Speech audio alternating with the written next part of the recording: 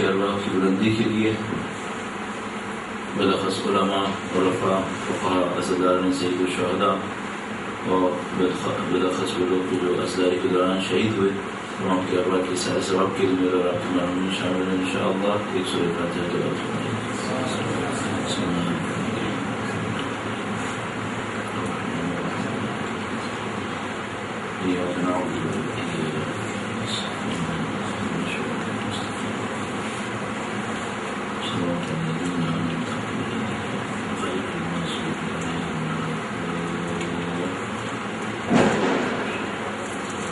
ایک بار پھر درود بھیجے گا محمد وآل محمد.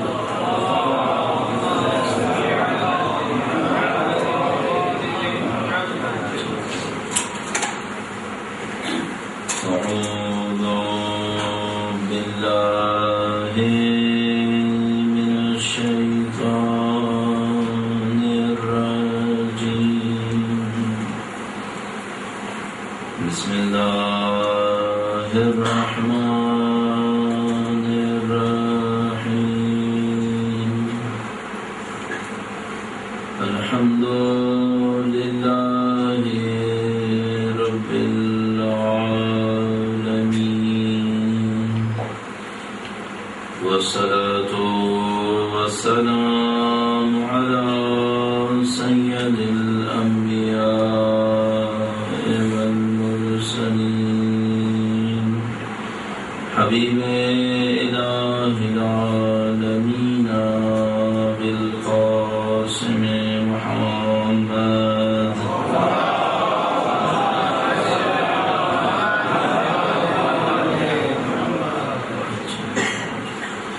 وعلى آله الطيبين الطاهرين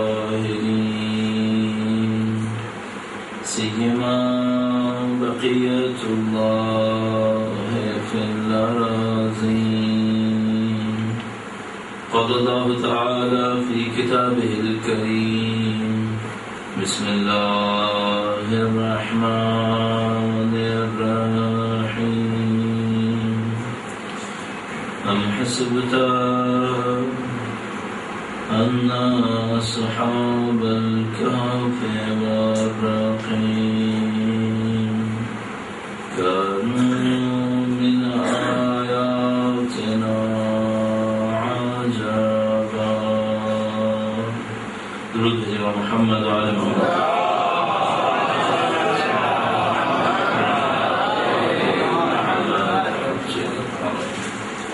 پروردگار عالم کا انتہائی لطف و کرم اس کا احسان ہے. اس نے ہمیں دین کو سمجھنے دین کو پہچاننے کے لیے راہ نصیب فرمائی ہے. اس کا نام تعالیٰ کا انتہائی احسان ہے. اس نے ہمیں سچے ہادی اور رہنماؤں تک معرفت کی سعادت نصیب فرمائی ہے. لیکن ہم اور آپ سید الشہداء کے رات فرش عزا پر بیٹھے ہیں, اپنے دین کے بارے میں غور و فکر کر رہے ہیں. اللہ کے رسول کی روایت کے مطابق خدا تعالیٰ کی بہترین نعمتوں میں سے ایک نعمت ہے. خدا تعالیٰ کی دی ہوئی اس نعمت کا شکر بجا لانے کے لیے اور اس میں اضافے کی نیت سے خالق کا شکر بجا لاتے ہیں. درود بھیجے محمد وآل محمد.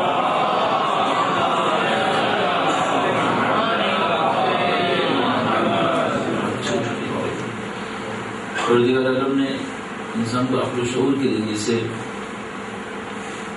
جو شناخت نصیب فرمائی ہے ان سے ایک یہ ہے کہ انسان اپنے لیے جو کچھ مفید ہے اس کو پہچانے اور اس سے تمیز دے سکے وہ جو نقصان دے, پہچان سکے کہ کون سی چیز میں بقا ہے اور کون سی چیز میں فنا ہے. اور یہ بقا اور فنا کا عنصر شاید یہ اسلام کی تعلیمات میں سے قرآن کریم اور اہل بیت اطہار علیہ السلام کی روایات میں کثرت کے ساتھ استعمال ہونے والی اصطلاحات میں سے بقا اور فنا. بقا یعنی باقی رہنے والا اور فنا تحریک ختم ہو جانا, زوال ہونا. کس چیز کو ہم باقی تعبیر کرتے ہیں, کس چیز کو ہم فانی تعبیر کرتے ہیں. اس مکتوب کے اندر بھی کچھ ہی دیر کے بعد یہ اصطلاح استعمال ہوگی کہ کون فانی ہے کون باقی ہے. انسان کے پاس اگر شعور میں سچائی ہو اور گہرائی ہو تو اس کو اچھی طرح سمجھ میں آ جائے گا کہ فنا کیا ہے اور بقا کیا ہے. اور اگر ایک دفعہ یہ چیز اچھی طرح سمجھ میں آ جائے تو پھر انسان کے اندر غلطی کے بہت سارے امکانات ختم ہو جاتے ہیں. سادہ سی مثال آپ کی خدمت میں عرض کروں گا، درود بھیجے گا محمد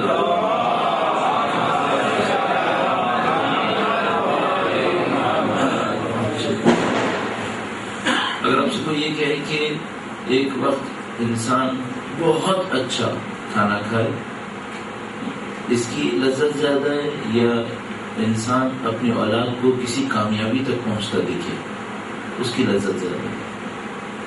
مثلا کون سا منظر میں لذت زیادہ احساس ہوتی ہے؟ ایک وہ موقع ہے جب ماں اپنے بچے سے خوش ہوتی ہے اور اس کو خوش ہو کے دیکھتی ہے، اس کی لذت زیادہ ہے، یا یہی ماں ایک بہت اچھا کھانا کھا لے اس کی لذت زیادہ ہے؟ تو انسان تقریباً بغیر سوچے سمجھے کہہ سکتا ہے کہ وہ کہ ماں اپنے بچے کو خوش ہو کر دیکھے اس کی لذت کھانے کے مقابلے میں ناقابل مقایسہ ہے، اس کی لذت بے انتہا زیادہ ہے، اس کی لذت میں گہرائی ہے۔ مثال کے طور پر آپ اپنے والدہ کے لیے کوئی ایسا کام کریں کہ وہ خوش ہو کر آپ کو دعا دے، اس میں آپ کو زیادہ لذت ملے گی، یا مثلا ایک وقت بہت اچھا دنیا کا کھانا کھا لیں، کس میں زیادہ لذت ملے گی؟ کوئی انسان تھوڑا سا بھی فکر اور شعور رکھتا ہو وہ فوراً سمجھ جائے گا کہ کھانے کی لذت میں کوئی لذت نہیں ہے اس کے مقابلے میں۔ اس کی وجہ کیا ہے؟ اس کی وجہ ایک سادہ سی کیلکولیشن ہے، وہ یہ کہ وہ یہ حساب کرے گا، اس کی عقل کہیں نہ کہیں یہ حساب کرے گی، وہ یہ کہ کس کی لذت میں بقا ہے، کس کی لذت باقی رہے گی۔ کھانے کی جو بھی لذت ہے وہ بس اس وقت تک ہے جب تک آپ نے کھایا ہے، اور اس دنیا کی تمام لذتوں کے ساتھ کوئی نہ کوئی رنجش ہے، اس دنیا کی ہر لذت کے ساتھ کوئی نہ کوئی رنجش ہے، لیکن وہ جو ماں کی دعا کی لذت ہے ہمیں معلوم ہے کہ یہ فنا نہیں ہوگی، یہ باقی رہے گی، اور یہ ایسی لذت ہے جس کے ساتھ کوئی رنجش نہیں، اس کے ساتھ کوئی تکلیف نہیں۔ یعنی مثلا کوئی انسان کھانا زیادہ کھا لے، خوب مزہ لے لے گا، لیکن اس نے اپنی طبیعت کے اوپر ایک ظلم کیا ہے، اس نے اپنی باڈی کے اوپر ایک ظلم کیا ہے، یہ وہ لذت ہے جس کے ساتھ ایک تکلیف ہے۔ لیکن ماں ایک دعا دے، یہ وہ لذت ہے جس کے ساتھ کوئی تکلیف نہیں ہے، بلکہ اس کی لذت کے پیچھے اور بہت ساری لذتیں چھپی ہوئی ہیں۔ ہم خود بخود فنا اور بقا کے مفہوم کو سمجھنے لگتے ہیں، کون سی چیز فانی ہے، کون سی چیز باقی ہے۔ اچھا، اب شیطان کا دھوکہ ہمارے ساتھ یہ ہے کہ وہ بہت ساری فانی چیزوں کو ہمارے سامنے باقی دکھاتا ہے، اور بہت ساری بے وفا چیزوں کو ہمارے سامنے وفادار دکھاتا ہے۔ جو انسان اس فرق کو سمجھ جائے اس کے لیے اللہ کی بندگی انتہائی آسان ہے، اور جو اس فرق کو نہ سمجھ سکے وہ فانی کو باقی سمجھنے لگے، باقی کو فانی سمجھنے لگے، اور جس چیز نے وفا کرنی ہے اس کو نہ سمجھ سکے کہ کس چیز سے بے وفا چیزوں سے کس طرح سے تفریق کیا جائے، تو پھر اس کے لیے بندگی بہت مشکل کام ہے۔ اب یہ ہے کہ ہم کس طریقے سے اپنے اندر تصور میں لا سکتے ہیں کون سی چیز فانی ہے، کون سی چیز باقی ہے، کچھ پیرامیٹرز استعمال کر سکتے ہیں۔ مثلا آپ اپنے آپ سے سوال کر سکتے ہیں، اگر ایسی انسان اپنے آپ کو ٹیسٹ کر رہا ہو اپنی پریکٹس کے لیے، وہ یہ کہ صبح سے آپ اب تک جو آپ نے جو کچھ کام انجام دیے ہیں ان میں سے کتنے وہ کام ہیں جو باقی ہیں آپ کو ہمیشہ فائدہ پہنچائیں گے، اور کتنے وہ کام ہیں جو ختم ہو جائیں گے۔ البتہ یہ میں آپ کی خدمت میں عرض کرتا چلوں، کوئی بھی چیز ختم نہیں ہوگی۔ جب ہم کہتے ہیں فانی اور باقی ہے تو ہم اچھائی کے لیے کہہ رہے ہیں کہ کون سا صبح سے لے کر اب تک کام کیا ہے کہ جو اچھائی میں کیا ہے اور وہ باقی رہے گا، اور کون سا کام صبح سے شام تک کیا ہے کہ جو جس سے لذت ملی ہے، اچھائی ملی ہے، لیکن اس کی اچھائی میں بقا نہیں ہے، لیکن جو کچھ بھی انجام دیا ہے سب کا سب باقی رہے گا۔ یعنی مثلا آپ یہاں پر بیٹھے ہوئے کچھ سوچ رہے ہیں، اس سے بھی کچھ خلق ہو رہا ہے اور وہ باقی رہے گا۔ آپ کا دیکھنا، آپ کا سوچنا، آپ کا بولنا، آپ کا کرنا، یہ سب کا سب ایک ٹائٹل کے نیچے آتا ہے جس کو ہم کہتے ہیں اعمال، اور جتنے بھی ہمارے اعمال ہیں وہ اس دنیا میں، برزخ میں، قیامت میں سب میں اثر انداز ہو رہے ہیں۔ اس کا مطلب ہے آپ کے ہاتھ کی معمولی سی حرکت بھی فانی نہیں ہوگی، وہ بھی باقی رہے گی۔ صرف یہ دیکھنا پڑے گا یہ بقا کے بعد آپ کو اچھائی دے گی یا مشکل دے دے گی۔ آپ صبح کو نکلے اپنے گھر سے کس نیت سے نکلے تھے؟ کسی بھی نیت سے نکلے ہوں وہ باقی رہے گی۔ اچھائی پہ تھی تو اچھائی سے باقی رہے گی، اور خدا نہ کرے برائی پہ تھی تو پھر برائی پہ بھی باقی رہے گی۔ اگر ہمیں یہ فرق سمجھ میں آ جائے تو پھر ہماری زندگی آسان ہے۔ اس کی وجہ یہ ہے کہ ہمیں بہت آسانی سے دیکھنے کو مل جائے گا کہ بھائی میں تو باقی ہوں، جو کچھ میں کر رہا ہوں باقی دنیا میں سے کیا بچے گا. اور جب میں خطبے میں پہنچوں گا تو اس جملے کو آپ مخالفت میں نہیں دیکھیے گا. میں اس کی تشریح عرض کر دوں گا آپ کی خدمت میں کہ مثلا ہم نے ابھی آپ کی خدمت میں عرض کیا میں تو باقی ہوں.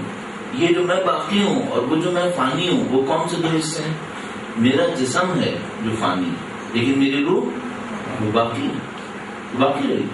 بس اگر مولا ارشاد فرمائیں گے ابھی آپ پڑھیں گے کہ تم فنا ہو جاؤ گے تو کون سا حصہ فنا ہو جائے گا؟ جسم والا حصہ. یعنی تم نے اگر اپنے وجود کو جسم میں دیکھا ہے تو فنا ہو جائے گا اور جو تمہاری روح ہے وہ باقی رہ جائے گی. اچھا اب ایک چیز سمجھ میں آ گئی, جسم فنا ہو جائے گا, روح باقی رہ جائے گی. اچھا اور کون کون سی چیزیں جو فنا ہو جائیں گی اور باقی رہیں گی؟ مثلا یہ جو میں نے لباس پہنا ہے یہ فنا ہوگا یا باقی رہے گا؟ یہ بھی فنا ہو جائے گا, نہیں باقی رہے گا. اچھا جو کچھ میں دنیا میں جمع کروں گا یہ فنا ہو جائے گا یا یہ باقی رہے گا؟ سب فنا ہو جائے گا. ایک صورت میں سب باقی رہ سکتا ہے, وہ کب؟ جب میں اس کو خدا کے حوالے کروں. بس یہ ایک رہا. اور قرآن کریم ارشاد فرماتا ہے ما عندکم ينفد وما عند اللہ باق. جو تمہارے پاس ہے وہ ختم ہو جائے گا, جو اللہ کے پاس ہے وہ باقی رہے گا. بس اللہ تعالیٰ نے ایک عجیب کام کر دیا ہمارے ساتھ اس دنیا کے اندر. اس نے کہا کہ یہ دنیا تو پست ہے, دنیا کا نام ہی دنیا ننیا ہے یعنی پست. دنیا تو پست ہے, یہ باقی رہنے والی نہیں ہے. لیکن تمہارے وجود کے اندر ایک عنصر ہے جو باقی رہے گا, وہ میری روح ہے, یہ باقی رہے گی.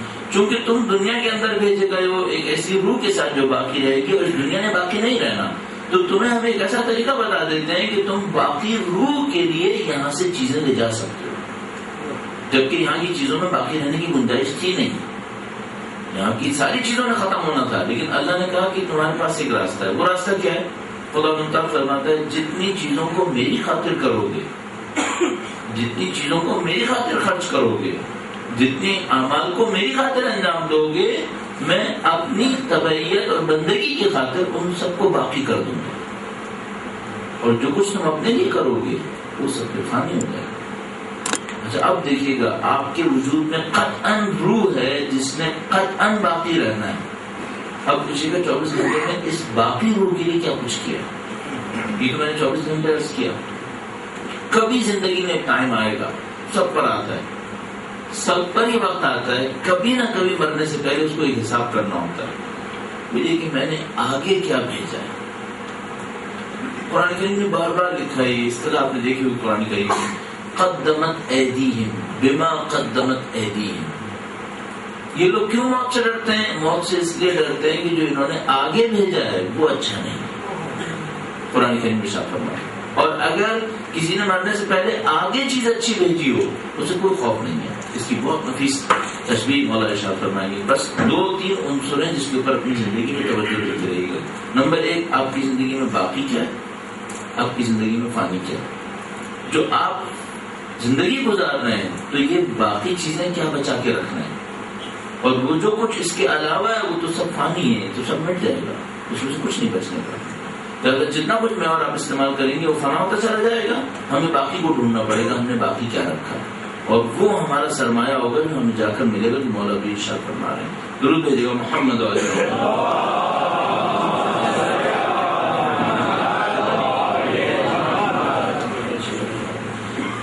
آپ کی ذہن میں ہوگا کہ کل ہم نے مولوی فرمان میں سے ایک تشبیہ عرض کی, اور مولانا نے فرمایا کہ اگر کوئی انسان اس دنیا کو جنت سمجھ رہا ہو, اس دنیا کو اچھا باغ سمجھ رہا ہو, اور اس دنیا کو ویرانہ سمجھ رہا ہو, تو وہ جانے سے ڈرے گا, جانے کی کبھی آرزو نہیں کرے گا, اور ہمیشہ اس سفر سے بھاگے گا.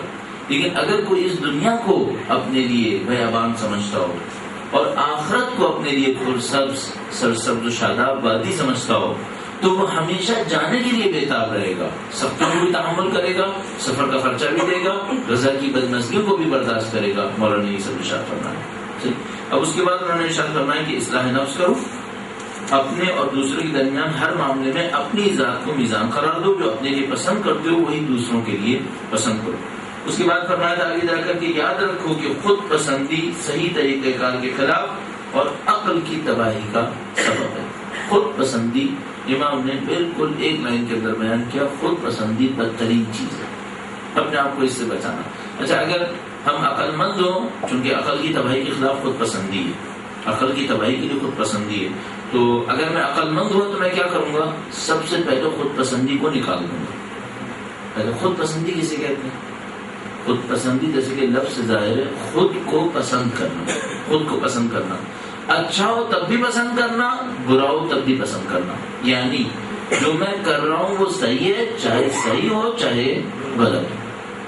دوسرا جو کرے وہ غلط ہے، چاہے صحیح ہو چاہے غلط ہو. میں ہمیشہ صحیح ہوں، دوسرے ہمیشہ غلط ہیں. ہر حق میرے لیے ہے، دوسروں کے لیے کوئی حق نہیں ہے. یہ خود پسندی ہے. اس سے انسان نکل آئے، امام فرما رہے ہیں یہ عقل کی تباہی ہے. اگر نہ نکل سکے انسان کو خود پسندی سے نکلنا ہوگا تاکہ وہ اپنی عقل کو محفوظ کر سکے. دو جملے بیچ میں نصیحت کے آئے ہیں. میں اس وصیت نامے کے بارے میں نہیں سوچ پا رہا کہ آیا اس کی ترتیب تبدیل ہوئی ہے یا نہیں ہوئی ہے، لیکن بہرحال یہ دو جملے بیچ میں ہیں. اب مجھے سمجھ میں نہیں آتا کہ آیا اس کا ترتیب میں کیا ربط بنے گا، اور شاید کوئی ربط نہ بھی بنتا ہو تو شاید بعد میں کچھ سمجھ میں آئے. لیکن ایک امکان یہ ہے کہ ایسا تو نہیں کہ کسی مؤلف نے، لکھنے والے نے ربط کو تبدیل کیا ہو، مثلا مقدم مؤخر کر دیا ہو، ایک عبارت کو آگے پیچھے کیا ہو. لیکن دو جملے بیچ میں آ رہے ہیں، ذرا دیکھیے گا. جملوں میں کوئی شبہ نہیں، جملے کمال کے جملے ہیں، لیکن ربط ڈھونڈنے میں ذرا مشکل ہے. امام نے فرمایا یاد رکھو کہ خود پسندی صحیح طریقہ کار کے خلاف اور عقل کی تباہی کا سبب ہے. اس کے بعد جملہ یہ، روزی کمانے میں دوڑ دھوپ کرو اور دوسروں کے خزانچی نہ بنو. ہاں، اب یہ جو جملہ ہے یہ اگر ہم لوگ عامیانہ زبان میں کہتے ہیں ٹاپ کلاس کا جملہ ہے. روزی کمانے کے لیے دوڑ دھوپ کرو لیکن دوسروں کے خزانچی مت کرو، دوسروں کے خزانچی نہیں بنو. حتی الامکان کیا کوشش کرو؟ اپنا کام کرو، حتی الامکان. اب پتہ نہیں اس سے بزنس مینجمنٹ میں ہم کون سا رول نکالیں گے. اگر کوئی اس کو دیکھے بزنس مینجمنٹ کے اعتبار سے تو اس سے کیا رول نکالے گا. لیکن کم از کم ایک بات سمجھ میں آتی ہے، یہ مت سوچو کہ تمہاری زندگی دوسرے کی کمائی کے لیے صرف ہو جائے. دوڑ دھوپ کرو، خود دوڑ دھوپ کرو. اور یہ نہ سوچو کہ مثلا تمہیں کوئی دوسرا کما کے دے گا، یا تم محنت کرتے رہو اور اینڈ کیا ہوگا، کسی دوسرے کی کمائی کے لیے تم خزانچی بنیں گے. اس سے امام چاہتے ہیں کام کرو، محنت کرو اور اپنی روزی کے لیے دوڑ دھوپ کرو، کوشش کرو، مشقت کرو. اور اس میں ہم کہہ سکتے ہیں کہ شاید اس جملے کے پیچھے اشارہ تجارت میں ہو، شاید اس جملے کے پیچھے اشارہ کام کو اپنے ہاتھ میں لینے میں. سمجھ میں آتی ہے بات. اگر اس کو ہم بالکل ہی عوامی انداز میں کہیں، شاید یہ جملہ کہہ رہا ہے کہ حتی الامکان کوشش کرو اور نوکریاں مت کرو، اپنا کام خود کرو. صحیح. اگر اس جملے سے کیا نتیجہ نکالا جا سکتا ہے، بات چند نتائج جو میں نکال پایا ہوں میں آپ کی خدمت میں عرض کر چکا. درود بھیجیے گا محمد والے محمد.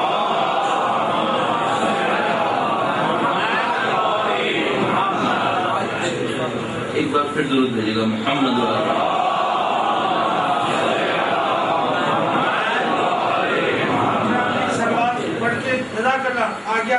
تھوڑا سا درود بھیجیے گا.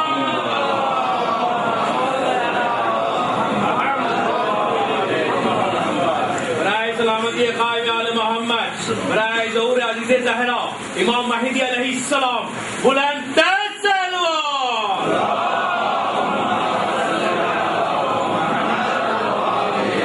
جزاک اللہ بھائی، آگے آگے ہوتے جائیں. جزاک اللہ. محمد وآل محمد صلوات.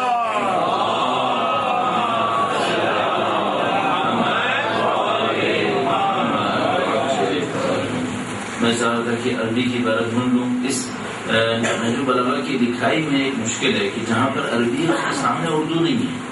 اردو کافی پیچھے ہے اور اردو کافی زیادہ ہے اور عربی بہت کم ہے.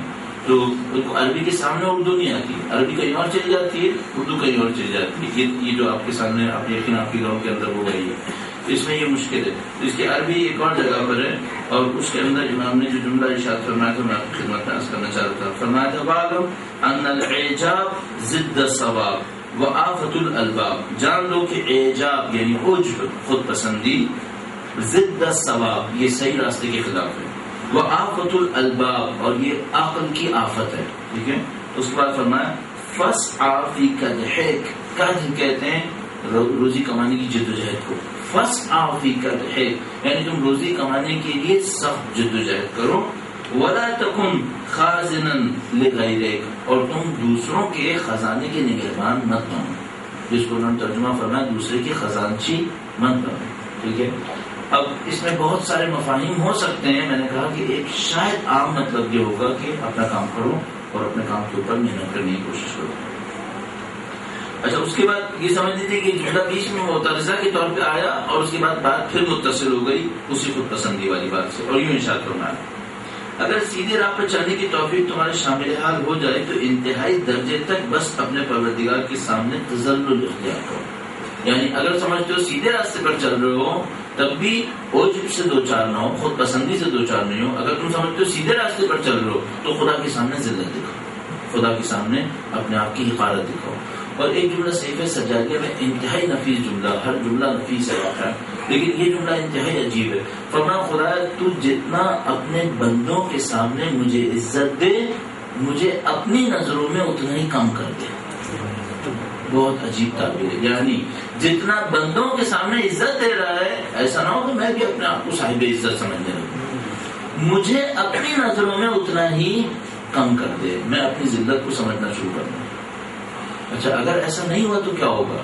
اگر بندوں میں عزت ملی اور میں اپنی حقارت کو نہ سمجھ سکا تو میں اعجاب سے دوچار ہو جاؤں گا، میں خود پسندی سے دوچار ہو جاؤں گا، میں سمجھنے لگوں گا میں بھی کچھ ہوں. اور یہ بات انتہائی خطرناک ہوگی، چونکہ جیسے یہ کام ہوگا امام فرماتے ہیں یہ آفت الالباب ہے، یہ صاحبان عقل کے لیے آفت ہے، یہ نہیں ہونا چاہیے. صحیح. ایک کاموں میں سے ایک کام جو میں آپ سے عرض کرتا ہوں، کبھی کبھی آرزو میں سے ایک آرزو ہے، وہ یہ ہے کہ 3 ہمارے پاس ٹیکسٹ ہیں، قرآن کریم، نہج البلاغہ، صحیفہ سجادیہ. کبھی ایسا ہونا چاہیے ایک آیت کریمہ لکھی ہو، اس کے ایکویلنٹ نہج البلاغہ کا ایک مطلب، اس کے ایکویلنٹ صحیفہ سجادیہ سے ایک دعا. بہت خوبصورت کام ہو سکتا ہے. اس میں کچھ چیزیں سمجھ میں آتی ہیں بہت آسانی سے کہ یہ تین مطالب مصادر سے ہم نکال سکتے ہیں. یہ تو سمجھ میں آتا ہے کہ ہوگا، مشکل یہ ہے کہ ہمارے پاس اتنا علم ہو کہ ہم تینوں کتابوں پر اتنی اتھارٹی رکھتے ہوں کہ مختلف جگہوں سے اس سے نکال کر جمع کر سکتے ہیں. درود بھیجے گا محمد والے محمد.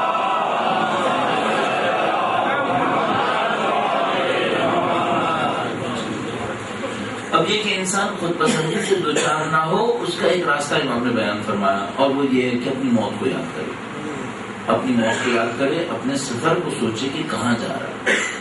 ہمارے معاشرے کے اندر کچھ چیزیں ہیں جو انتہائی اہم ہونے کے باوجود قیمت کھو بیٹھی ہیں، اب ان کی قیمت نہیں ہے. مجھے لگتا ہے جیسے عظیم الشان جملہ اور بہت اچھا ذکر لا حول ولا قوت الا باللہ العلی العظیم، یہ ان چیزوں میں سے ایک چیز ہے. اس ذکر کی منزلت ختم ہو گئی معاشرے سے.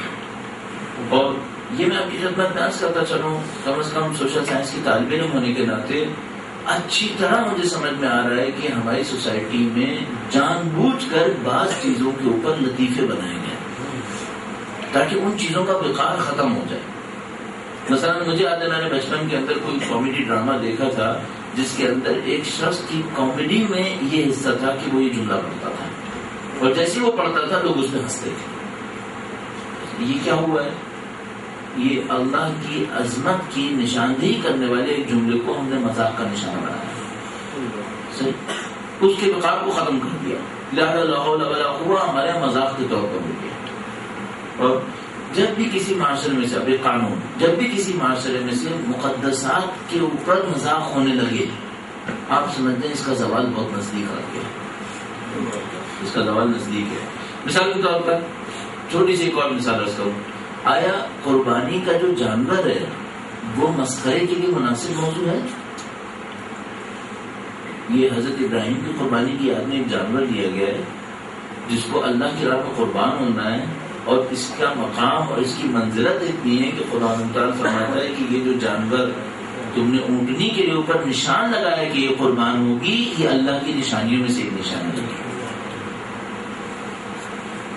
قرآن کریم گودن اونٹنی کو کہتے ہیں جس کے اوپر قربانی کے لیے نشان لگ گیا ہے کہ یہ اللہ کی راہ میں قربان ہوگی. فرماتا ہے گودن، اس کو ہم نے اپنی نشانی قرار دی ہے. صحیح. بس وہ جانور جو جانور قربانی کے لیے انتخاب ہونے والا ہے، یہ مسخرے کا موضوع اچھا نہیں ہے، یہ کسی اور چیز کے لیے ہونا چاہیے تھا. اچھا، ہماری سوسائٹی میں عید کے بکرے کے اوپر کیا ہو رہا ہے؟ یہ عنوان ہی مسخرہ بن گیا ہے. کیا یہ غیر ارادی طور پہ ہوتی ہیں ساری چیزیں؟ نہیں، غیر ارادی طور پہ نہیں ہونا چاہیے. اچھا یہ کیوں کی جاتی ہیں؟ یہ اس لیے کی جاتی ہیں کہ بات سمجھ میں آتی ہے مجھے کہ اس سلو پوائزن کے ذریعے سے کبھی نماز کا بھی مسخرہ کیا جا سکے، کبھی قرآن کریم کا بھی نعوذ باللہ تعالیٰ مسخرہ کیا جا سکے. یہ سلو پوائزن ہوتا ہے.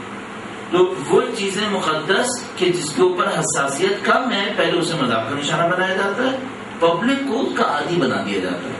جب پبلک کافی عادی ہو جاتی ہے پھر ٹیسٹ کے طور پر ایک حساس چیز کا مذاق کیا جاتا ہے. جیسے کہ آپ نے اسکیچز کے معاملے کے اندر دیکھا، وہ کچھ عرصے کے بعد 15-20 سال کے بعد مسلمان کے اندر ٹیسٹ کرتے ہیں آیا ابھی حساسیت باقی ہے یا ختم ہو گئی ہے. سلمان رشدی کی کتاب آیات شیطانی وہ ایک ٹیسٹ کا ذریعہ تھا کہ انہوں نے اس کے ذریعے ٹیسٹ کیا کہ آیا حساسیت باقی ہے. اس کے تقریباً 15-20 سال کے بعد پھر دوبارہ اسکیچز کے ذریعے ٹیسٹ کیا آیا حساسیت باقی ہے. 15-20 سال کے بعد پھر دوبارہ ٹیسٹ ہوگا. اچھا اس ان بٹوین کیا ہوگا؟ ان بٹوین دوسری غیر حساس مقدس چیزوں کو نشانہ بنایا جاتا رہے گا تاکہ خدا نہ کرے نعوذ باللہ ہم ان کے معاشروں کی طرح ایک ایسی جگہ پہنچ جائیں جہاں ہم خود اپنے مقدسات کے ساتھ مسخرہ کر رہے ہوں گے. نعوذ باللہ تعالی. اب تک پروردگار عالم نے ہمیں اس بلا سے محفوظ رکھا ہے. لہٰذا اگر میں کہیں خطبہ پڑھ رہا ہوتا ہوں اور احساس کروں کہ نبی کا نام آیا لوگوں نے سر نہیں جھکایا تو مجھے ڈر لگتا ہے کہ کہیں ایسا تو نہیں کہ تقدس کم ہو گیا. اور اگر ایسا ہوا ہے تو یہ نشانی بہت بری نشانی ہے. لہٰذا معمولاً یہ کوشش کرتا ہوں اگر خدا نہ کرے ایسا ہو کبھی خطبہ پڑھیں اور کم از کم خطبے کے دوران جب نبی کا نام آئے اور لوگ سر نہ جھکائیں تو میں فوراً یہ تذکرہ کرتا ہوں کہ آپ کو سر جھکائیں.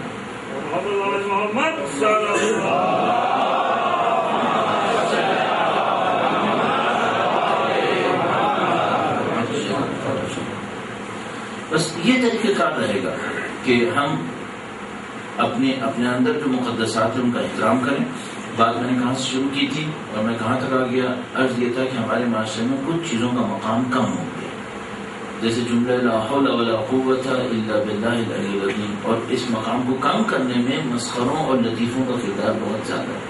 اور یہ مسخرے اور لطیفے میرا اپنا ہی خیال ہے یہ باضابطہ کسی ارادے کے تحت بن رہے ہوتے ہیں. عجیب بات یہ کہ قرآن کریم نے کفار کی عادت میں سے یہ بتایا ہے کہ جو کافر ہیں والذین کفروا یسخرون، یہ مسخرہ کرتے ہیں.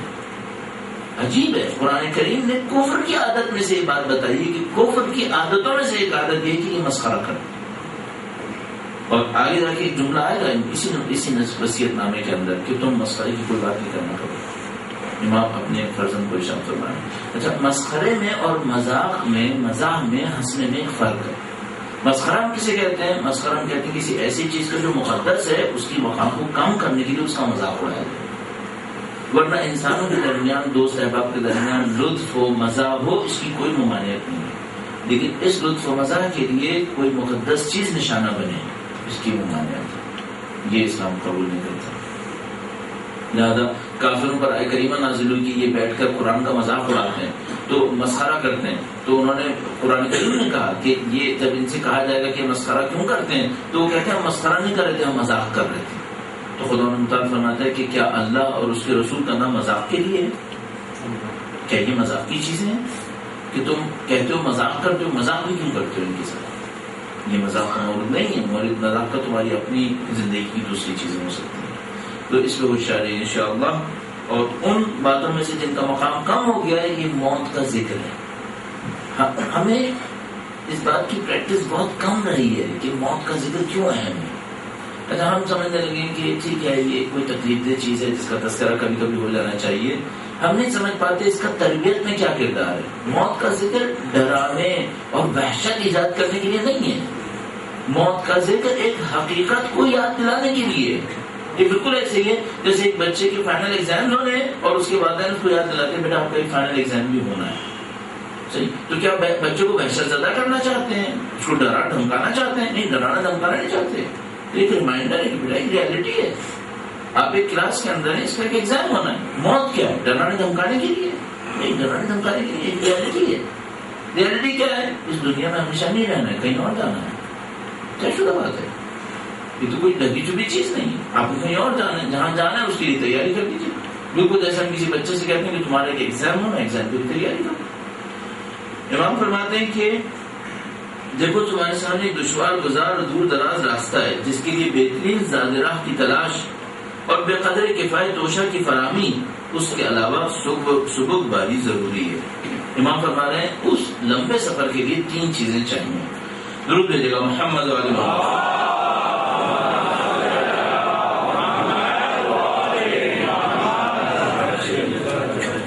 جس کے لیے بہترین زادرہ کی تلاش. کچھ زادرہ انسان کے پاس ایسا ہونا چاہیے جو بہت اچھا ہو. بہترین زادرہ یعنی آپ ایک سفر میں جا رہے ہیں، کچھ سفر میں آپ کے ایسنشلز ہیں، اس کے بغیر سفر نہیں گزرے گا، وہ آپ کے پاس ہونا چاہیے. بے قدر کفایت توشہ کی فراہمی. کچھ سفر کی ایسی چیزیں ہوتی ہیں جو بہت ایسنشل نہیں ہیں، لیکن ہو جائیں تو سفر آسانی سے گزرے گا. آپ کے پاس یہ ہونے چاہیے. ٹھیک ہے، آپ کسی لمبے سفر پہ جا رہے ہیں، مجھے نہیں معلوم آپ لوگوں نے کبھی کیمپنگ کی یا نہیں کی، پہاڑیوں پہ کبھی چڑھے یا نہیں چڑھے. اگر نہیں چڑھے، خیر اب تو کوئی اگر میری جیسی ایج میں ٹرائی مارے گا تو بہت خطرناک نتائج ہو سکتے ہیں اس کے، لیکن جو جوان ہیں ان سے میں کہوں گا کبھی نہ کبھی زندگی میں کام کیجیے گا. میں نے اپنی زندگی میں جب میرے اندر طاقت تھی تو میں نے 3 دن کی پہاڑیوں کے سفر بھی کیے، اور مجھے اچھی طرح یہ جملہ سمجھ میں آتا ہے کہ اس کا مطلب کیا ہے. جب آپ ٹریولنگ پہ جا رہے ہوتے ہیں، ایسی کسی ٹریولنگ میں جس میں آپ کو پتہ چلے گا 3 گھنٹے آپ کو پہاڑ کے اوپر چڑھنا ہے، پھر 3 گھنٹے اترنا ہے، اور کبھی فلیٹ چلنا ہے، کبھی پانی میں سے گزرنا ہے. اس میں 2-3 چیزیں ہوتی ہیں جو ہر آدمی کے دماغ میں ہوتی ہیں. پہلی بات یہ ہوتی ہے کہ بھائی یہ جو پیچھے کمر پہ بیگ ہے اس کا ہلکا ہونا بہت ضروری ہے، کیونکہ اگر یہ بھاری ہوا تو یہ مروا دے گا، پھر جان نکل جائے گی، آپ کا سانس ٹوٹ جائے گا اور آپ مارے جائیں گے. یہ بہت بڑی مصیبت ہے. تو پہلی بات یہ ہوتی ہے کہ بیگ کا ہلکا ہونا بہت ضروری ہے. دوسری بات یہ ہوتی ہے کہ سفر کی کوئی ایسی بنیادی ضرورت نہ ہو جو آپ سے مس ہو جائے. کیوں؟ پھر سفر میں کوئی دوسرا نہیں دے گا، اور راستے میں کوئی دکان نہیں آئے گی جو وہاں سے آپ خرید لیں.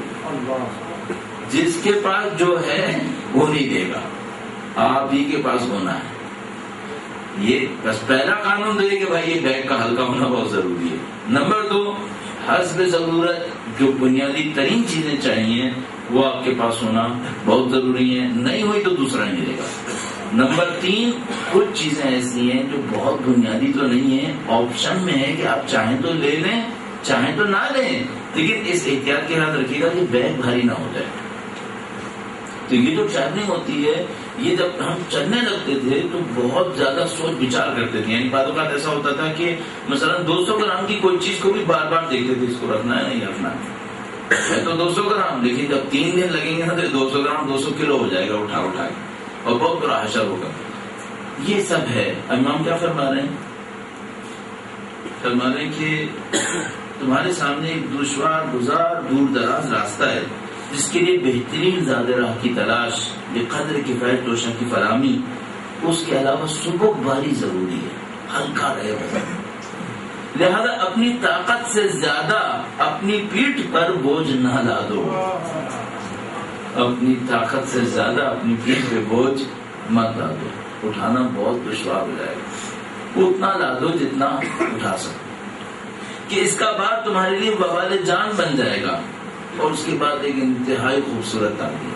مثلا میں آپ کی خدمت میں مثال عرض کرتا ہوں. ایک دفعہ میں ایران کے تقریباً شمال مغرب سے گزر رہا تھا، شمال مغرب. وہاں پہ ایک پہاڑ آیا، اس پہاڑ کا نام تھا کوہ مشکلہ. ہمیں نہیں معلوم اس پہاڑ کا اصلی نام کیا تھا. منطقہ میں اس علاقے میں لوگ اس کو کہتے تھے یہ کوہ مشکلہ ہے. کوہ مشکلہ کیوں کہتے تھے؟ اس کا راستہ بالکل سیدھا ہی اوپر جاتا تھا، اور اترنے کے لیے سیدھا یوں اترنا پڑتا تھا. باہر پہاڑ ہوتے ہیں، ڈھلان ہوتے ہیں، ان کا سلوپ اتنا زیادہ ہوتا ہے، آرام سے اوپر چڑھ جائیں. بڑی مصیبت سے چڑھنا پڑتا تھا، بڑی مصیبت سے اترنا پڑتا تھا، کافی جان ماری کرنی پڑتی تھی. تو اتنا سخت ہوتا تھا کہ رات اس کے دامن میں گزاری جاتی تھی تاکہ صبح کو فریش اس کے اوپر چڑھ جائے.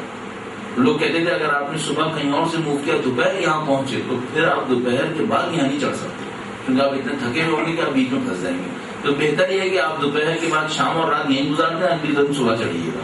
اتنا سخت پہاڑ تھا.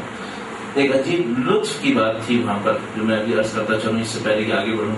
کہتے تھے اس پہاڑ پہ چڑھنا ہے نا, تو میں چڑھنا شروع کیا. ہمیں تو ایک دوست آیا بہت تجربے کار, کہنے لگا چڑھ جاؤ گے؟ میں نے کہا بھائی اللہ جانتا ہے, کیونکہ ابھی اسٹارٹنگ ہے اور حالت بہت خراب ہو گئی ہے. کہنے لگا اس کا ایک حل ہے, بہت خدا عجیب ہے. کہنے لگا ایک حل ہے. میں نے کہا حل کیا ہے؟ کہنے لگا سورہ فاتحہ پڑھو, بیوی ام البنین کو ہدیہ کرو. عجیب ہے. میں نے کہا بھائی تمہیں کیسا حل پتا چلا؟ کہنے لگا اس پورے علاقے میں مشہور ہے, اگر کوئی مشقت آئے بیوی ام البنین کو فاتحہ ہدیہ کرو, نصرت فرمائے. خیر اس وقت تو سمجھ لیجیے کرنا ہی تھا یہ, یعنی اعتقاد ہو یا نہ ہو اس وقت کرنا ہوگا. ہم نے بھی کیا. اوپر پہنچے تو اس نے یاد دلایا, کہنا تمہیں یاد ہے میں نے کہا تھا بیوی کو ہدیہ کرنا. دیکھو ہم چڑھ گئے. عجیب تھا کہ اتنی ہم نے اس کی داستان سنی تھی. خدا شاہد ہے میں کم سے کم آسانی سے کہہ سکتا ہوں مجھے احساس نہیں ہوا کہ وہ اتنا کوہ مشکل ہم نے طے کیسے کیا تھا.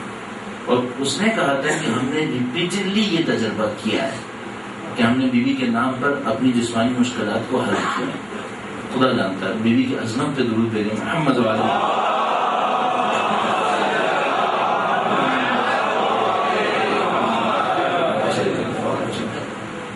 ابھی ایک عجیب سی مثال ہے. مثلا فرض کریں آپ کوئی مشکلات کے دامن میں پہنچ گئے کہ اب آپ نے چڑھنا ہے, سامان آپ کی پیٹھ پہ لدا ہوا ہے. ایک آدمی آپ کے پاس آئے اور کہے اپنا سامان مجھے پکڑا دو, پہاڑ کے ادھر جب اترو گے تو میں تمہیں دے دوں گا. آپ کو یقین ہو کہ ملے گا, اور آپ کو یقین ہو کہ نہ صرف ملے گا بلکہ ڈبل ہو کے ملے گا. اب آپ دیں گے یا نہیں دیں گے؟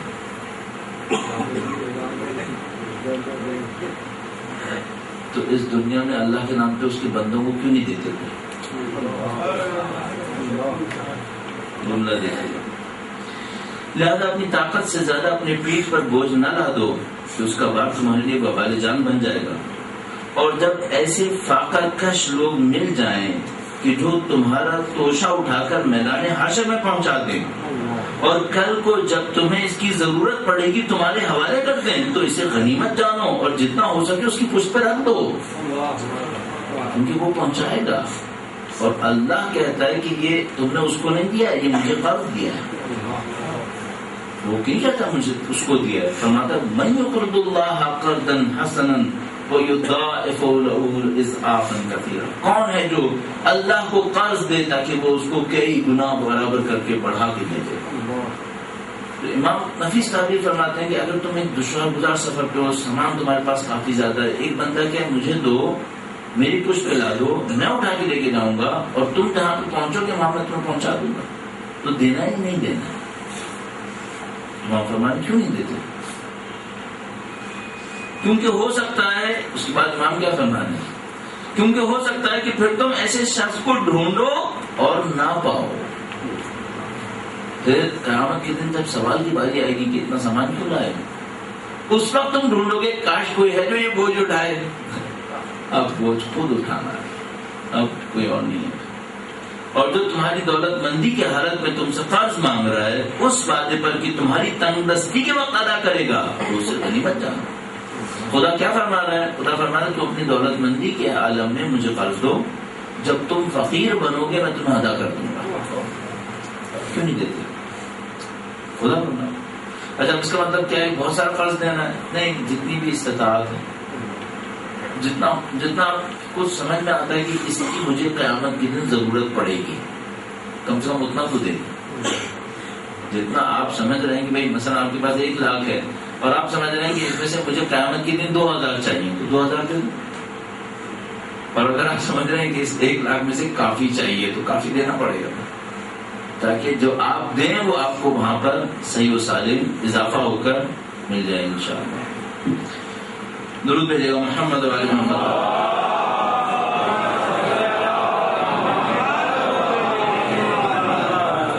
یاد رکھو کہ تمہارے سامنے ایک دشوار گزار گھاٹی ہے جس میں ہلکا پھلکا آدمی گراں بار آدمی سے کہیں اچھی حالت میں ہوگا. سست رفتار تیز قدم اٹھانے دوڑنے والی کی بنسبت بری حالت میں ہوگا. سست رفتار تیز قدم دوڑنے والے کی بنسبت بری حالت میں ہوگا. یعنی ایک آدمی کے پاس بوجھ اتنا ہے کہ وہ تیزی سے چل ہی نہیں سکتا, تو جو ہلکا چلے گا وہ مصیبت میں پھنسے گا. اور کون ہلکا چلے گا؟ جس کا بوجھ زیادہ ہوگا. بوجھ کس کا زیادہ ہے؟ جس کو اس دنیا میں بہت ملا ہے. اور کون ہلکا ہے؟ جس کو اس دنیا میں کم ملا ہے یا اس نے اللہ کے حوالے کر دیا ہے. کچھ بھی ہو, ابھی میں آپ کے سامنے کوئی بھی تعویل کرتا پھروں, ایک بات طے شدہ ہے, دولت حساب لاتی ہے. اس میں نو کوشچن ایٹ آل, دولت حساب لاتی ہے. اور اس میں کوئی شبہ نہیں. اب مثلا کوئی کہ حلال سے جو کماؤ اس میں بھی حساب ہے, حرام والی میں تو عذاب ہی عذاب ہے, حلال میں تو کہہ رہا ہوں کہ حساب ہے.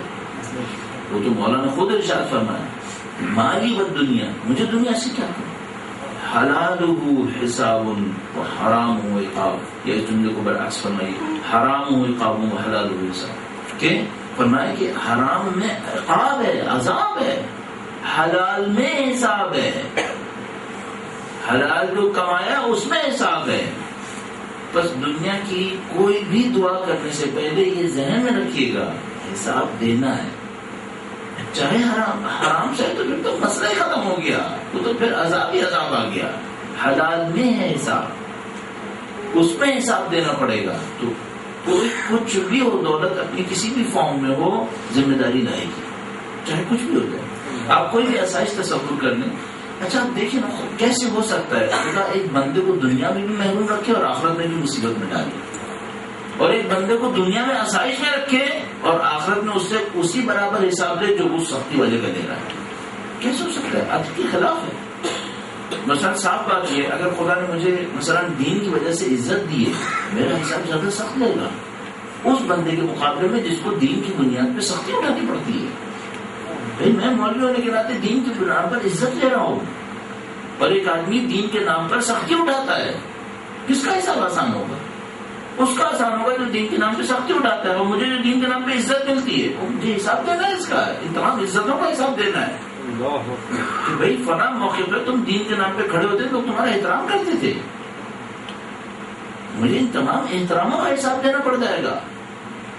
تو آپ یہ مت سمجھے گا کہ خدا تعالیٰ کی بارگاہ کے اندر یہ باریکیاں نہیں ہوں گی. اتنی باریکیاں ہوں گی جو ہم سوچ بھی نہیں سکتے ہیں, وہ سب باریکیاں ہوں گی.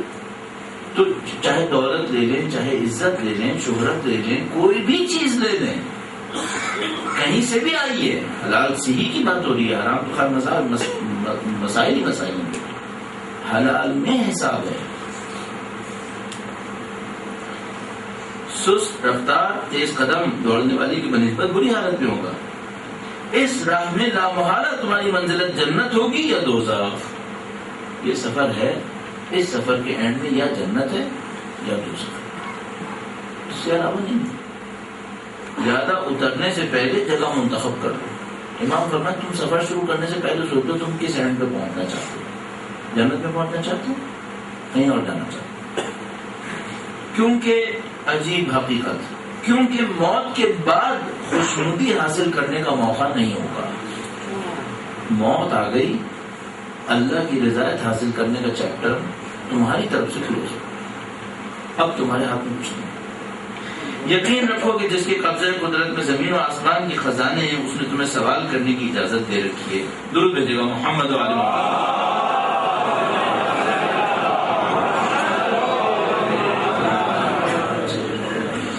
سر محترم, یہ جو آپ سماعت فرما رہے ہیں گزشتہ چند دنوں سے, یہ کچھ ہی دنوں کے بعد آپ کے حافظے سے نکل جائے گا. تبھی انسان کی میموری کے اندر کوئی کمپیوٹر کی طرح تھوڑی ہے کہ وہ ہمیشہ محفوظ رہے گا, اس میں بھی وائرس آ جاتے ہیں, اس میں تو خیر ماشاء اللہ. تو جیسے آپ کچھ دن گزریں گے نا, یہ سب آپ کے دماغ سے نکل جائے گا. اس کا حل کیا ہے؟ میں حل اس عنوان سے عرض کر رہا ہوں کہ بھائی مجھے بھی دائرے طالب علم بنے ہوئے میں عرض کرتا ہوں, فخر 27 سال ہو گئے, فخر الحمدللہ 27 سال ہو گئے. اس میں نے اس کو کئی دفعے پڑھا ہوگا اور ہر کچھ عرصے کے بعد دماغ سے نکل گیا ہوگا. تو واحد راستہ یہی ہے کہ ریپیٹ کرنا پڑے گا. ہم لوگوں کے ساتھ آسانی اللہ نے یہ کر دی ہے کہ ہمارا کام ہی یہی ہے. مجھے اس پہ بڑا مزہ آتا ہے. آپ میں سے بہت سارے افراد کو اپنے کام میں سے وقت نکالنا پڑے گا دین کے اوپر غور کرنے کے لیے اور سوچنے کے لیے. اللہ کا لطف و کرم میں کہتا ہوں یہ کہ میرا کام ہی یہی ہے کہ میں دین پہ غور کروں. اس اعتبار سے مجھے بڑا سکون ملتا ہے کہ میں تو مجبوراً کروں گا ہی کروں گا، تو کہیں جا ہی نہیں سکتا. آپ سوچیے آپ کیسے کریں گے. آپ نے زندگی میں اکثر نے یہ پہلی دفعہ سنا ہوگا اس تفصیل کے ساتھ، اس میں کوئی شبہ نہیں ہے، تکلف کی کیا ضرورت ہے. آپ میں سے اکثر نے زندگی میں پہلی دفعہ اس کو سنا ہوگا، اور اگر آپ نے محنت نہ کی تو خدا نہ کرے یہ آخری دفعہ ہوگا. اگر آپ نے محنت نہ کی تو یہ آخری ہو جائے گا. اس کے لیے آپ کو کیا کرنا ہوگا؟ اپنا اسکیجول بنا لیجیے. 2-3 مہینے کے بعد کم از کم یہ خطبہ پڑھ لیجیے گا، کیونکہ آپ نے سن لیا ہے نا، تو آپ کے کانوں میں یہ چیزیں کہیں نہ کہیں رہ جائیں گی، بٹس پیسز میں کہیں نہ کہیں. جب آپ اس کو پڑھیں گے تو آپ کا دماغ ایک دم ریمائنڈر بھیجے گا کہ ہاں یہ پڑھا تھا، یہ پہلے بھی سنا تھا. ایک راستہ یہ ہو سکتا ہے کہ اگر آپ تحمل کر پائیں ہماری آواز کو تو ان اسپیچز کو کبھی 3-4 مہینے بعد 1 سال بعد دوبارہ سن لیجیے گا. البتہ ظاہر ہمارے بیان کی سختی آپ کو اٹھانی پڑ جائے گی، تو اس میں یہ ہوگا کہ ایک دفعہ پھر آپ کے ذہن میں ریمائنڈر آ جائے گا. لیکن اس سے پناہ مانگیے گا کہ یہ آخری ہو، یہ نہ ہونے دیجیے گا، کیونکہ آپ کے دماغ میں، میرے دماغ میں اتنی طاقت نہیں ہے کہ 2012 کی جنوری میں اگر اس کو سنا ہے تو آپ ساری عمر ذہن میں رہے گا. یہ دماغ سے نکل جائے گا، کہیں نہ کہیں آپ کو اس کو ریپیٹ کرنا پڑے گا، ورنہ یہ ذہن میں نہیں رہے گا. امام نے اس کے بعد بندے اور خالق کے درمیان رابطے پر کلمات ارشاد فرمائے، اور تھوڑا سا آگے جا کر توبہ کے اوپر بیان ارشاد فرمایا. درود بھیجے گا محمد علیہ.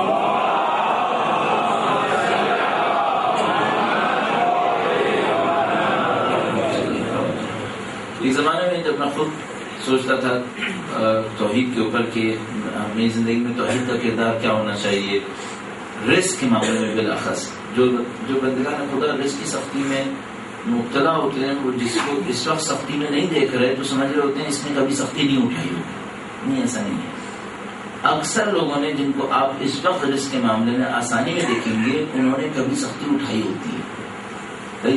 تو مثال کے طور پر اگر کبھی آپ کو یہ سمجھ میں آ رہا ہے کہ جیسے ہم اس وقت آسانی میں ہوں گے تو ہم نے کبھی سختی نہیں اٹھائی ہے، نہیں، سالوں اٹھائی ہے. اللہ جانتا. طالب علمی کا سارا دور سختی کا ہوتا ہے معمولاً، خاص کر ہمارے زمانے کی طالب علم. اس سے پہلے کے طالب علم اس سے زیادہ سخت تھے. ہمارے زمانے میں تھوڑا سا کم ہو گئی تھی سختی، لیکن پھر بھی بہت تھا. اب تو اور کم ہو گئی ہے، اور مجھے ڈر لگتا ہے اپنے بچے کے اوپر جو قوم میں پڑھ رہا ہے. تو میں اس سے کہتا ہوں بھائی تم مدرسے میں نہیں پڑھ رہے، تم ہوٹل میں پڑھ رہے. تو مجھے ڈر لگتا ہے کہ ان کے اوپر وہ سختی نہیں پڑی تو ان کا آگے کا کیا ہوگا، اللہ جانتا ہے. ہم سے پہلے والوں کو بہت سختی پڑی تھی تو انہوں نے اچھا پڑھ لیا تھا. ہم لوگ مثال کے طور پر میڈیوکر ہو گئے. اب یہ اگلے والوں کا کیا ہوگا، اللہ ان پر رحم کرے، ان کو علم نصیب فرما دے اس طریقے سے انشاءاللہ. تو ایسا نہیں ہے کہ دوسروں نے سختی نہیں اٹھائی، سختی اٹھائی ہوتی ہے. یہ سوچنا پڑتا ہے قانون اللہ کا کیا کہہ رہا ہے. تو میں زمانے میں سنتا تھا کہ مثال کے طور پر اگر میرے پاس ایک کریڈٹ کارڈ ہو جس کے اندر کوئی لمٹ نہ ہو، انلمیٹڈ کریڈٹ کارڈ ہو، تو میں اپنے اندر طاقت احساس کروں گا مال کے اعتبار سے یا نہیں کروں گا. مثال کے طور پر ایک دفعہ میری جیب میں ایک پیسہ نہیں ہے، ٹھیک ہے، میں کہیں باہر چل رہا ہوں تو ہر وقت کھٹکے میں ہوں، نہیں معلوم کیا ہونے والا ہے، میرے پاس کچھ بھی نہیں ہے ابھی، اس وقت جیب بالکل خالی ہے. ایک دفعہ میرے پاس ایک کریڈٹ کارڈ ہے یا کوئی ایسی فیسلٹی ہے جو انلمیٹڈ فیسلٹی ہے، صحیح، تو وہ آدمی بازار میں خاص شان و شوکت کے ساتھ چل رہا ہوتا ہے. مثلا میرے پاس ایک انلمیٹڈ سورس آف فائنینس ہے جو کبھی ختم نہیں ہوگا، ٹھیک ہے. اچھا، اس کریڈٹ کارڈ کا اعتبار کہاں سے آیا بھائی؟ اس بینک سے آیا. اس بینک نے کہا کہ بھائی آپ خرچ کریں، ہم سنبھالنے والے ہیں مثلا، ٹھیک ہے. تو اس کو اس کے اوپر بہت اعتماد آ جاتا ہے. اس سے کوئی پوچھے بھائی یہ کریڈٹ کارڈ کی مشین خراب بھی تو ہو سکتی ہے، تو کہتا نہیں وہ بینک ہے وہ سنبھال لے گا، صحیح. اب امام کیا فرما رہے ہیں؟ امام نے فرمایا ہے تم خدا کو اپنی سورس کیوں نہیں سمجھتے، خدا پہ بھروسہ کیوں نہیں کرتے؟ آیا اس خدا نے تمہیں اجازت نہیں دی کہ تم مانگ سکتے ہو؟ اجازت دی. آیا تمہیں تو اب اس نے اپنے دروازے پہ دربان بٹھائے کیا؟ نہیں، کوئی دربان نہیں بٹھایا. آیا اس نے یہ کہا کہ جو غلطی کرے گا اسے قتل کر دوں گا، ختم ہو جائے گا معاملہ؟ نہیں، کہتا ہے کوئی توبہ کرے تو معاف بھی کر دوں گا. بندے اور خدا کا رابطہ مولا کیسے بیان فرما رہے ہیں، دیکھیے. یقین رکھو کہ جس کے قبضہ قدرت میں آسمان و زمین کے خزانے ہیں اس نے تمہیں سوال کرنے کی اجازت دی ہے. اور قبول کرنے کا ذمہ دیا ہے اور حکم دیا ہے کہ تم مانگو تاکہ وہ دے، رحم کی درخواست کرو تاکہ وہ رحم کرے۔ اس نے اپنے اور تمہارے درمیان دربان کھڑے نہیں کیے جو تمہیں روکتے ہوں، نہ تمہیں اس پر مجبور کیا کہ تم کسی کو اس کے یہاں سفارش کے لیے لاؤ تبھی کام ہو۔ تم نے گناہ کیے ہوں تو اس نے تمہارے لیے توبہ کی گنجائش ختم نہیں کی، نہ سزا دینے میں جلدی کی ہے، اور نہ توبہ اور انابت کے بعد وہ کبھی تانا دیتا ہے۔ بہت خوبصورت جملہ ہے، توبہ کرنے کے بعد تانا بھی نہیں دیتا کہ تو وہی ہے نا جس نے میرے ساتھ یہ کیا تھا، نہیں، توبہ کرنے کے بعد فوراً کہتا ہے تو میرا محبوب بنتا ہے۔ یہ عجیب اللہ کا رحم، عجیب کرم۔ یعنی ہمارے پاس روایت موجود ہے، بعض اوقات بہت عجیب لوگ اچھی اچھی باتیں کر دیتے ہیں، میں یہ سناتا ہوں، میں اس کے بعد بتاؤں گا خدمت میں۔ ایک دفعہ میں ایک میکینک کے پاس اپنی گاڑی لے کر گیا، زندگی سے سیکھتے رہیے، زندگی سے سیکھتے رہے، اس سے اچھی کتاب نہیں ملے گی آپ، زندگی سے سیکھیں۔ ایک میکینک کے پاس لے کر گیا تو میں نے سروسز میں دیر کی تھی، سروس کرنے میں، ہمارا سب پاکستان میں آپ کو پتہ ہی ہے۔ خیر میں اس کے بعد دیر سے پہنچا، اس نے کہا مولانا صاحب آپ گاڑی کے ساتھ اچھا نہیں کر رہے، ذرا خیال کیا کریں، گاڑی کی سروس ٹائم پہ کروائیں، یہ کریں۔ میں نے کہا میں سوچتا ہوں یار تم ہونا سنبھال لو گے، اس لیے میں دیر کر دیتا ہوں۔ کہنے کا مولانا صاحب میں گاڑی کو صحیح بھی کروں گا نا تو اس میں پیچھے خرابی رہ جائے گی، میں کتنا ہی صحیح کروں۔ پھر مجھ سے کہنے کا مولانا میں کوئی خدا تھوڑی ہوں کہ توبہ قبول کرتا ہے تو سب صاف کر دیتا ہے۔ عجیب بات کی، کہنے کا میں کتنی خرابی صحیح کروں نا گاڑی میں کچھ نہ کچھ رہ جائے گا، ویسا نہیں ہوگا جیسے وہ پہلے تھی۔ میں خدا کی طرح نہیں ہوں جو توبہ قبول کرتا ہے تو پیچھے کا سب صاف کر دیتا ہے، وہ خدا ہے، قبول کرتا ہے تو پیچھے کا معاملہ صاف کر دیتا ہے بلکہ زیادہ توجہ دے دیتا ہے۔ حضرت موسیٰ علیہ السلام کے زمانے میں نفیس واقعہ ہے، حضرت موسیٰ علیہ السلام کے زمانے میں بارش نہیں آتی تھی۔ ایک دفعہ کبھی ایسا موقع آیا، حضرت موسیٰ علیہ السلام نماز استسقاء کے لیے لے کر گئے، نماز پڑھ لی پھر بھی بارش نہیں آئی، تو لوگوں نے حضرت موسیٰ سے کہا کہ اے اللہ کے نبی چلو ہماری نمازوں کا تو کوئی اعتبار نہیں، آپ نے بھی نماز پڑھ لی پھر بھی بارش نہیں ہوئی، اب یہ بات تو عجیب ہی ہوگی۔ حضرت موسیٰ علیہ السلام نے اللہ سے رجوع کیا کہ خدایا ہم سب نے نماز پڑھ لی بارش کیوں نہیں ہوئی؟ تو اللہ تعالیٰ نے فرمایا کہ یہ جو بندے بیٹھے ہیں یہاں پر نماز پڑھنے کے لیے، ان میں ایک بندہ ایسا ہے جس کے گناہ اتنے زیادہ ہیں، اس کے گناہوں کی وجہ سے بارش نہیں ہوتی۔ ایک راستہ اس آدمی سے کہو ابھی یہاں سے اٹھ کے جائے، اٹھ کے جائے گا پھر بارش ہو جائے گی۔ حضرت موسیٰ علیہ السلام نے واپس آ کر لوگوں کو بتایا لوگوں اللہ تو بارش برسانا چاہتا ہے، ایک بندہ ہے جس نے اللہ کو بہت اذیت کی، اتنے گناہ کیے کہ خدا اس سے ناراض ہے، اور خدا یہ چاہتا ہے کہ اب اسی وقت یہاں سے اٹھے اور باہر جائے ورنہ بارش نہیں ہے۔ وہ جو بندہ تھا وہ سمجھ گیا کہ مسئلہ میں ہی ہوں، اس نے گھٹنوں میں سر دیا اور اللہ سے کہا خدا آج تک میں نے گناہ کیے تھے تو نے بے عزت نہیں کیا تھا، آج بے عزت کرنا چاہتا ہوں، اگر میں اٹھوں گا تو سب کو پتہ چل جائے گا میں وہی، میں بے عزت ہوں گا، میری اولاد بے عزت ہو جائے گی، میرا خاندان بے عزت ہو جائے گا۔ آیا بندے کی بے عزتی چاہتا ہے یا توبہ چاہتا ہے؟ اگر توبہ چاہتا ہے تو میں ابھی توبہ کرتا ہوں۔ حضرت موسیٰ علیہ السلام لوگوں کو بتا رہے تھے کہ لوگوں اٹھ کے چلے جاؤ جو گناہ گار ہے ورنہ بارش نہیں آئے گی۔ دیکھا بارش آنا شروع ہو گئی، لوگوں نے کہا ہے اللہ کے نبی آپ نے تو خود کہا تھا کہ جب تک گناہ گار اٹھ کے نہیں جائے گا بارش نہیں آئے گی، ہم دیکھ رہے ہیں کوئی اٹھ کے نہیں گیا، بارش آ گئی۔ اللہ کے نبی نے پھر پوچھا حضرت موسیٰ علیہ السلام نے اے خدا ابھی تو کوئی گناہ گار اٹھ کے نہیں گیا، بارش کیوں برسائی؟ فرمایا اس گناہ گار نے توبہ کی ہے اور اس کی دعا پر بارش بھی ہوئی ہے، اس گناہ گار نے توبہ کی ہے، اس کی توبہ کے نتیجے میں دعا کے نتیجے میں اب بارش ہوئی ہے، تمہاری دعاؤں سے نہیں ہوئی ہے، اس کی دعا سے ہوئی ہے۔ اے اللہ سالوں گناہ کرنے والا ایک سیکنڈ توبہ کرے تیرا اتنا عزیز بندہ ہو گیا کہ دعا کرتا بارش بھی برسا دیتا ہے۔ اللہ نے کہا توبہ کرنے والا مجھے عزیز ہے۔ حضرت موسیٰ علیہ السلام نے کہا اے خدایا مجھے اس بندے کا نام بتا، پھر اچھا بندہ ہے میں اس سے ملوں گا۔ خدا تعالیٰ نے کہا موسیٰ جب وہ گناہ کر رہا تھا تو نام نہیں بتایا تھا، میں نے اس کو بے عزت نہیں ہونے دیا تھا. اب بتاؤں گا کہ اب بے عزت ہو جائے؟ نہیں بتاؤں. یہ خدا ہے، اس کی محبتوں کو درک کرنا پڑے گا. بس اب آپ کو شاید احساس ہوگا حضرت حر کا کتنا مقام ہے. یہ کریم خدا کا کریم نمائندہ ہے جو کربلا میں کھڑا ہے. جرم تو بہت بڑا تھا، جرم تو اتنا بڑا تھا کہ اس کی سزا ناقابل تصور تھی. فاطمہ کے بچے پیاسے ہو جائیں کوئی جرم ہے یہ؟ اس جرم کی سزا میں تو نہیں معلوم کیا کیا ہو جانا چاہیے تھا.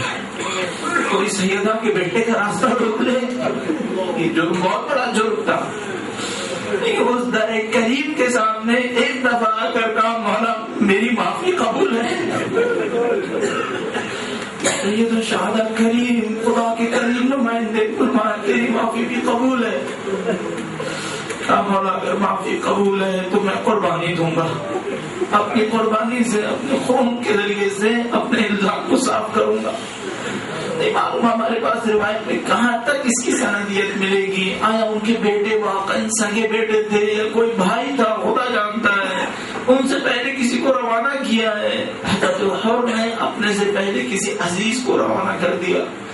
جب وہ عزیز روانہ ہوئے تو خود پہلو بدل کے دیکھتے تھے.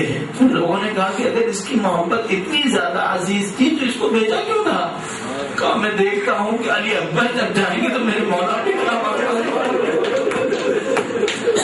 علی اکبر کا جانا بہت سخت ہوگا.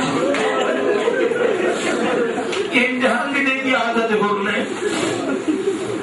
کوئی اگر قبول کرتے ہیں کہ لڑکا تھا اولاد تھی، وہ زمین پر گرا، اس نے بلایا کہ میرا آخری سلام. کوئی حضرت حر کھڑے ہوئے کہ اس کا لاشا لے کر آئے. سید الشہداء نے کہا حر تم آنکھوں پہ پٹی بات کر رہے، یہ تمہاری بڑی بات ہے. تم نے معافی مانگی، اب یہ تمہاری عظمت ہے، لیکن تم جوان کا لاشا لاؤ، یہ تمہارے بس کا نہیں. لاشا میں خود لے کر آؤں گا. سید الشہداء خود لاشا لے کر آئے. بس ایک لمحے کو تصور کریں جب سید الشہداء علی اکبر کی سرحانے پہنچے، جوان بیٹے کا لاشا لانا ہے. اب کون آئے جو سید الشہداء کی مدد کی؟ بس ایک لمحہ آیا جب بی بی زینب سلام اللہ علیہ ہر بیٹے کے دروازے پر آئی اور بھائی سے کہے بھیا میں آؤں لاشا اٹھانے کے لیے. سید الشہداء نے بی بی زینب کو قسم دی، مجھے جملہ ارشاد فرمایا تھا آپ کے مسائل کس بار بتائیے گا. علامہ ذیشان حیدر جوادی خدا ان کی روح کو عظمت دے، خدا ان کی روح کو مقام کو بلند کرے. اس موقع پر ایک شعر ارشاد فرماتے تھے، اگر میں اس موقع پر پہنچوں اور سننے والوں کے دلوں میں غم طاری ہو تو میں شعر پڑھتا ہوں. انہوں نے بی بی زینب کے حوالے سے یہ شعر پڑھا. کہا انہوں نے یوں فرمایا، لاشائے برابر کا بھیا سے نہ اٹھے گا. علی اکبر کا لاشا ہے نا، جوان کا لاشا برابر کا لاشا. لاشائے برابر کا بھیا سے نہ اٹھے گا، میں پالنے والی وہ گودی میں اٹھا لوں گی. علی اکبر تو میرا گودیوں کا پڑا ہے، میں پالنے والی وہ گودی میں اٹھا لوں گی.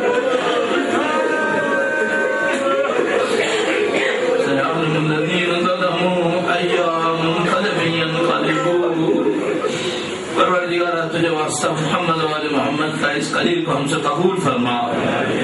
اے پاک پروردگار تجھے اہل بیت کا واسطہ، سید الشہداء کے مصائب کا واسطہ ہمارے مرحومین کے گناہ صغیرہ و کبیرہ کی مغفرت فرما. ہم سب کو اہل بیت کے ہمراہ محشور فرما. اس راہ میں جن لوگوں نے شہادتیں دی ہیں ان شہداء کو سید الشہداء کے ہمراہ محشور فرما. ان کے پسماندگان کو صبر جمیل نصیب فرما. جو بے گناہ جیلوں کے اندر ہیں بے حق سید سجاد آزادی اور رہائی نصیب فرما. اہل بیت کے چاہنے والے دنیا میں جہاں کہیں بھی ہیں بلا قسم مومنین بحرین کی جان مال عزت و آبرو کی حفاظت فرما. جن ظالموں نے ان پر ظلم کیا ہے قابل ہدایت نہ ہو واسطے جہنم فرما. اے پاک پاک پروردگار تیری حجت کے نام پر اے پاک پروردگار تجھے تیرے حجت کا واسطہ ہمارے بیماروں کو شفا نصیب فرما، ہمارے مرحومین کی مغفرت فرما، جو مشکلات سے دو چارے ان کی مشکلات کو برطرف فرما، واسطہ سید و سردار کا اے پاک پروردگار، نبی ان کی آل کا واسطہ سید و سردار مولا اور آقا امام آخر الزمان کے ظہور میں تعجیل فرما، ہمیں ہماری اولادوں کو ان کے جانثاروں میں قرار فرما، دین کی راہ میں شہادت نصیب فرما۔ ربنا تقبل منا انك انت السميع العليم برحمتك يا ارحم الراحمين۔ سو جاؤ اے سکینہ اے سکینہ